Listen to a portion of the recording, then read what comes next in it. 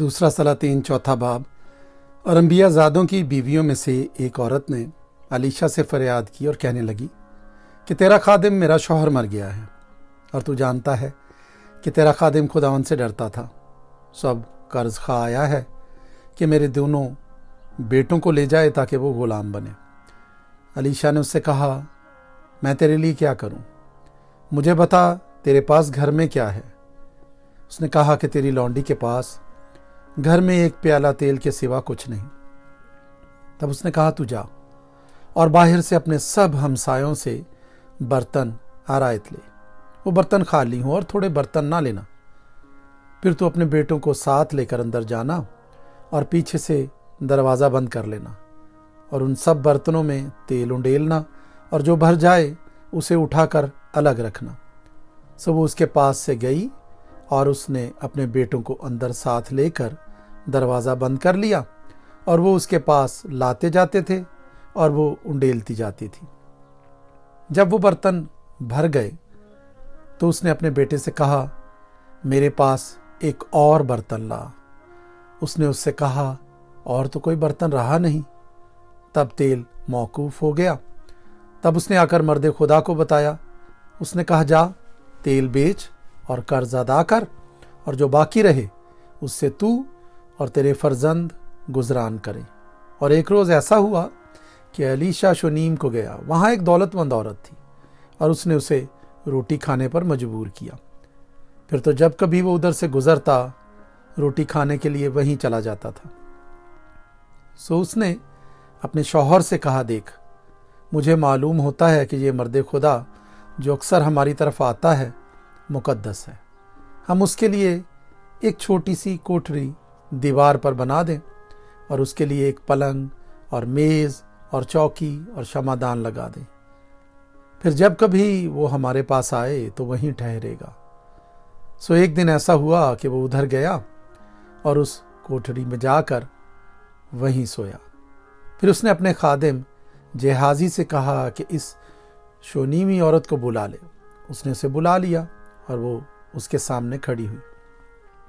फिर उसने अपने खादिम से कहा, तू उससे पूछ कि तूने जो हमारे लिए इस कदर फिक्रें की तो तेरे लिए क्या किया जाए। क्या तू चाहती है कि बादशाह से या फौज के सरदार से तेरी सिफारिश की जाए? उसने जवाब दिया, मैं तो अपने ही लोगों में रहती हूँ। फिर उसने कहा, उसके लिए क्या किया जाए?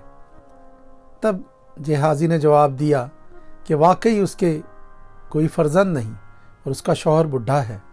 तब उसने कहा, उसे बुला ले।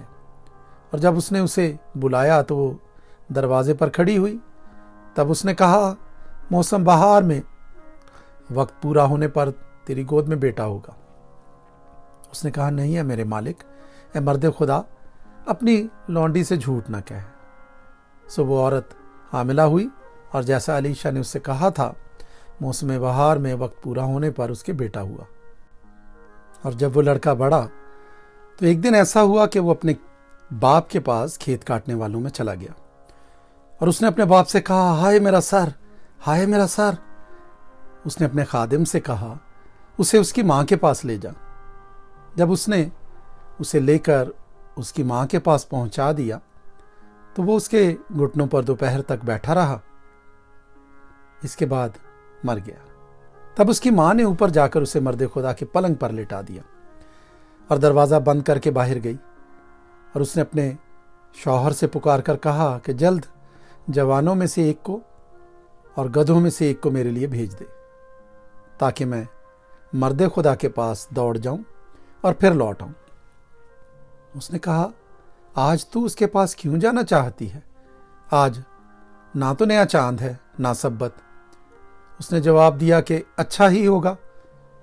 और उसने गधे पर जीन कसकर अपने खादिम से कहा, हाँक, आगे बढ़ और सवारी चलाने में ढील ना डाल जब तक मैं तुझसे ना कहूँ। सो वो चली और कोहे करमिल को मर्द खुदा के पास गई।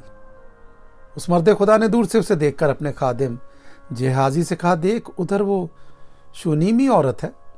अब ज़रा उसके इस्तकबाल को दौड़ जा और उससे पूछ, क्या तू खैरियत से है? तेरा शौहर खैरियत से? بچہ خیریت سے ہے؟ اس نے جواب دیا خیریت ہے۔ اور جب وہ اس پہاڑ پر مرد خدا کے پاس آئی تو اس کے پاؤں پکڑ لیے اور جہازی اسے ہٹانے کے لیے نزدیک آیا، پر مرد خدا نے کہا کہ اسے چھوڑ دے کیونکہ اس کا جی پریشان ہے، اور خداوند نے یہ بات مجھ سے چھپائی اور مجھے نہ بتائی۔ اور وہ کہنے لگی، کیا میں نے اپنے مالک سے بیٹے کا سوال کیا تھا؟ کیا میں نے نہ کہا تھا کہ مجھے دھوکہ نہ دے؟ تب اس نے جہازی سے کہا، کمر باندھ اور میرا عصا ہاتھ میں لے کر اپنی راہ لے۔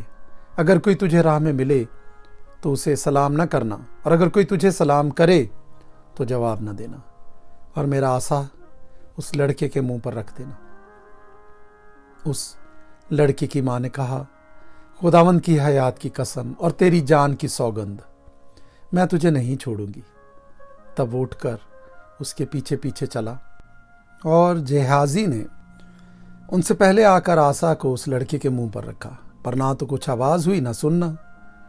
اس لیے وہ اس سے ملنے کو لوٹا اور اسے بتایا کہ لڑکا نہیں جاگا۔ تب الیشا اس گھر میں آیا تو دیکھو وہ لڑکا مرا ہوا اس کے پلنگ پر پڑا تھا۔ سو وہ اکیلا اندر گیا اور دروازہ بند کر کے خداوند سے دعا کی، اور اوپر چڑھ کر اس بچے پر لیٹ گیا، اور اس کے منہ پر اپنا منہ اور اس کی آنکھوں پر اپنی آنکھیں اور اس کے ہاتھوں پر اپنے ہاتھ رکھ لیے اور اس کے اوپر پسر گیا۔ تب اس بچے کا جسم گرم ہونے لگا۔ پھر وہ اٹھ کر اس گھر میں ایک بار ٹہلا اور اوپر چڑھ کر اس بچے کے اوپر پسر گیا۔ وہ بچہ 7 بار چھینکا اور بچے نے آنکھیں کھول دیں۔ تب اس نے جہازی کو بلا کر کہا، اس شونیمی عورت کو بلا لے۔ سو اس نے اسے بلایا، اور جب وہ اس کے پاس آئی تو اس نے اس سے کہا، اپنے بیٹے کو اٹھا لے۔ تب وہ اندر جا کر اس کے قدموں پر گری اور زمین پر سرنگوں ہو گئی۔ پھر اپنے بیٹے کو اٹھا کر باہر چلی گئی، اور الیشا پھر جلجال میں آیا، اور ملک میں کال تھا، اور انبیاء زادے اس کے حضور بیٹھے ہوئے تھے۔ اور اس نے اپنے خادم سے کہا، بڑی دیگ چڑھا دے اور ان انبیاء زادوں کے لیے لپسی پکا۔ اور ان میں سے ایک کھیت میں گیا کہ کچھ ترکاری چن لائے، سو اسے کوئی جنگلی لتا مل گئی۔ اس نے اس میں سے اندرائن توڑ کر دامن بھر لیا اور لوٹا اور ان کو کاٹ کر لپسی کی دیگ میں ڈال دیا، کیونکہ وہ ان کو پہچانتے نہ تھے۔ چنانچہ انہوں نے ان مردوں کے کھانے کے لیے اس میں سے اونڈیلا، اور ایسا ہوا کہ جب وہ اس لپسی میں سے کھانے لگے تو چلا اٹھے اور کہا، ہے مرد خدا، دیگ میں موت ہے، اور وہ اس میں سے کھا نہ سکے۔ لیکن اس نے کہا کہ آٹا لاؤ، اور اس نے اسے دیگ میں ڈال دیا اور کہا کہ ان لوگوں کے لیے اونڈیلو تاکہ وہ کھائیں۔ سو دیگ میں کوئی مضر چیز باقی نہ رہی۔ اور بال سلیسا سے ایک شخص آیا اور پہلے پھلوں کی روٹیاں یعنی جو کے 20 گردے اور اناج کی ہری ہری بالیں مرد خدا کے پاس لایا۔ اس نے کہا، ان لوگوں کو دے دے تاکہ وہ کھائیں۔ اس کے خادم نے کہا، کیا میں اتنے ہی کو 100 آدمیوں کے سامنے رکھ دوں؟ تو اس نے پھر کہا کہ لوگوں کو دے دے تاکہ وہ کھائیں، کیونکہ خداوند یوں فرماتا ہے کہ وہ کھائیں گے اور اس میں سے کچھ چھوڑ بھی دیں گے۔ پس اس نے اسے ان کے آگے رکھا اور انہوں نے کھایا، اور جیسا خداوند نے فرمایا تھا اس میں سے کچھ چھوڑ بھی دیا۔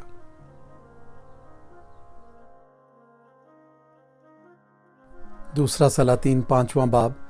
اور شاہ آرام کے لشکرگاہ کا سردار نعمان اپنے آقا کے نزدیک معزز و مکرم شخص تھا، کیونکہ خداوند نے اس کے وسیلے سے آرام کو فتح بخشی تھی۔ وہ زبردست سورما بھی تھا لیکن کوڑی تھا، اور آرامی دل باندھ کر نکلے تھے اور اسرائیل کے ملک میں سے ایک چھوٹی لڑکی کو اسیر کر کے لے آئے تھے۔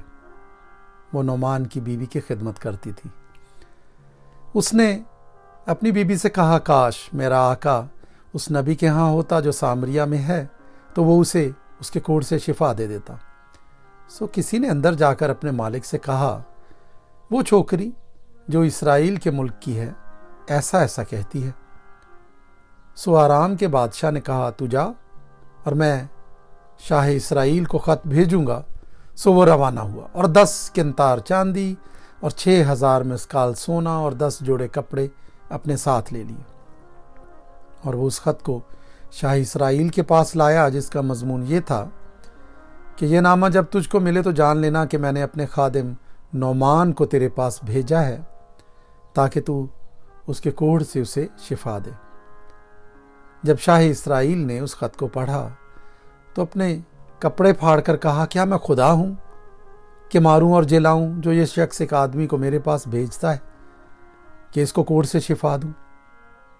سو اب ذرا غور کرو، دیکھو کہ وہ کس طرح مجھ سے جھگڑنے کا بہانہ ڈھونڈتا ہے۔